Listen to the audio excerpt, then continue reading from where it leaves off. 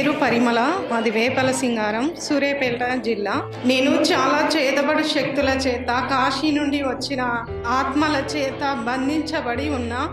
2021లో చర్చికి వచ్చిన అన్నయ్య అన్నాడు, మీ ఇంట్లో ఎవరన్నా వస్తేనే నేను మంచిగా చేస్తాను రా అన్నారు.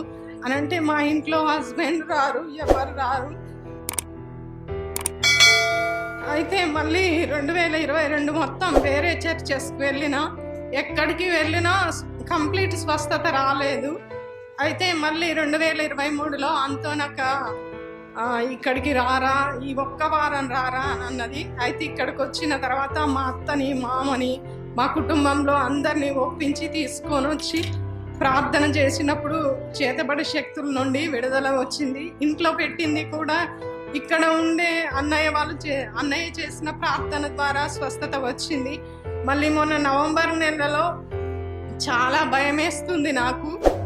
3 రోజులు అయింది, ఇంటి పక్కన అబ్బాయి చనిపోయింది, అందువల్ల భయం అవుతుందేమో అనుకున్నా. తర్వాత మళ్ళీ నేను గ్రహించుకొని అన్నయ్యతో మోజెస్ అన్నకు ఫోన్ చేసి ప్రేయర్ చేయించుకున్నా. ప్రేయర్ ఆయిల్ రాసుకో, ఇంట్లో ప్రేయర్ ఆయిల్ అంతా చల్లమ్మ అన్నప్పుడు చల్లినప్పుడు నాకు చేసుకురాలు వచ్చి కొత్తగా నేర్చుకుందంట. అది వచ్చి నాతో మాట్లాడి ఇంకా నా నుండి వెళ్ళిపోయింది. తర్వాత పిల్లలకి కడుపు నొప్పి వస్తుంది మా బాబుకి.